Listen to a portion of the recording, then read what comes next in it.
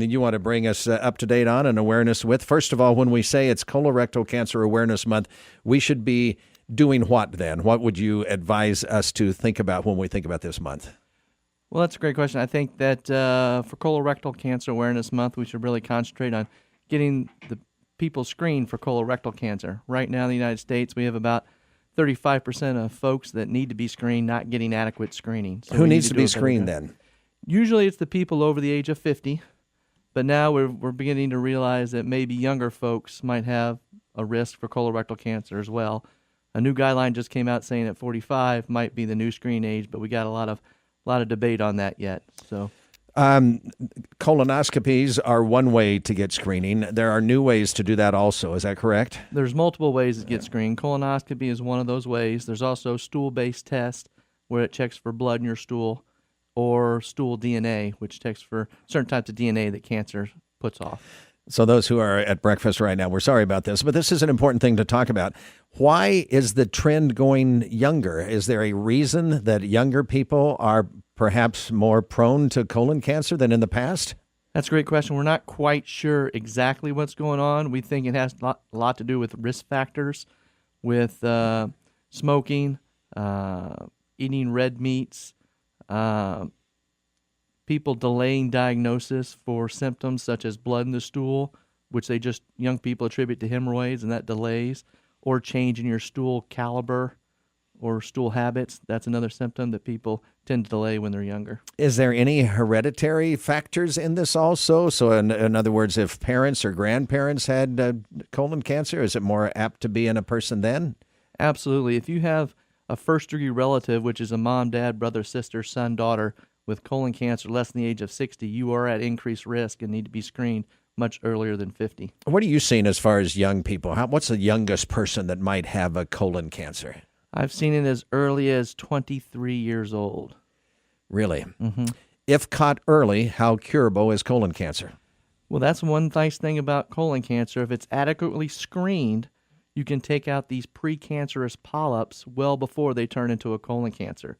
It usually takes about 10 years for a colon polyp to turn into a cancer, so our job is to get it out before it goes there.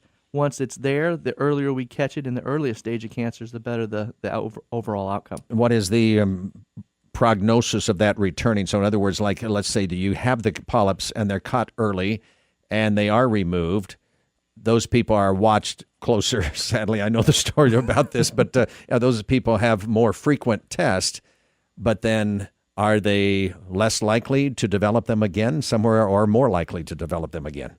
That's a great question as well. I think that if you have polyps, you're at a risk for more polyps to grow down the road. It has a lot to do with not only your DNA that your mom and dad gave you, but also from the risk factors in your life. So I think that you can go on a 10-year plan. If you don't have any colon polyps, you can repeat the colonoscopy in 10 years, or it may even be 5 years or 3 years in certain situations. Yeah, mine was on the more frequent schedule, but I got good news after the last one, which was towards the end of last year.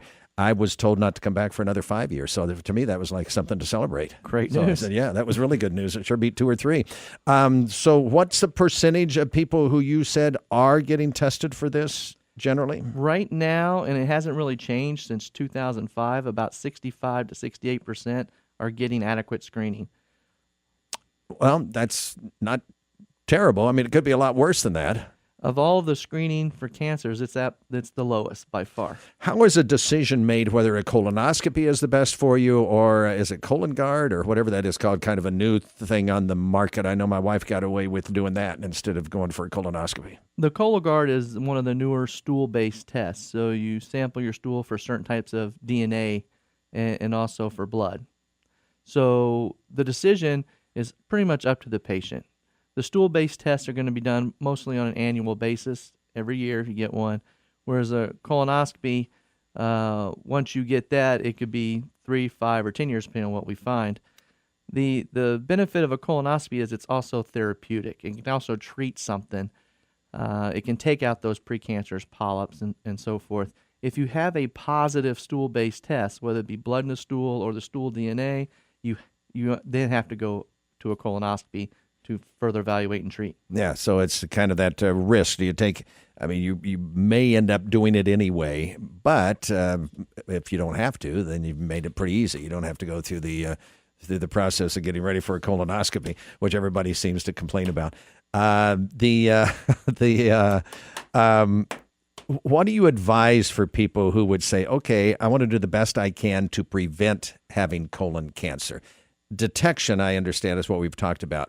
And you mentioned some of the risk factors. Don't smoke is one of the things you're going to say. Anything else that you advise people to say, okay, if you really want to be able to say, I'm doing the most I can to avoid this, what would you say? Well, I think those are the big things. I think smoking's the biggest thing. Overweight, obese is a risk factor for colorectal cancer, along with other cancers around the body. Eating processed red meat has been shown to be a risk factor. World Health Organization says kind of limit your red meat to try to prevent colorectal cancer. Increasing the fiber in your diet, eating healthy, those are all good things that might help as well. Anything else you want to tell us about this? Again, it comes up in March when people talk about colorectal cancer awareness, and it's something, though, that somebody like you is aware of all year round. That's true. I think that March is a great month for recognition, and we get a lot of talks about colorectal cancer, but I think it definitely is an all-year problem. I think we need to have more people screened that need to be screened. I think 35% of those not getting adequate screening is not the best number we need. We need to be more around 80% getting screened that need to be screened. Men and women equal? Men and women equal. Gosh, all the way down to 23. You said you had a colon cancer in a person 23. Yep, so just be aware of the symptoms of blood in the stool or change in your stool, whether it be the change in the caliber or the stool habits. You're getting more and more constipated. You really need to go check out with your doctor, get it evaluated. I know it's not a pleasant topic to talk about, but it is one of those that if you do talk about it and you're aware of it and you get tested for it and they find something, it's pretty good news that you can do something about it if you catch it quickly. Absolutely. Doctor, thank you. Appreciate you for having me. Dr. Matthew Bechtold, gastroenterologist at MU Healthcare, talking about Colorectal Cancer Awareness Month, which is March. It's News Talk 1400 KFRU.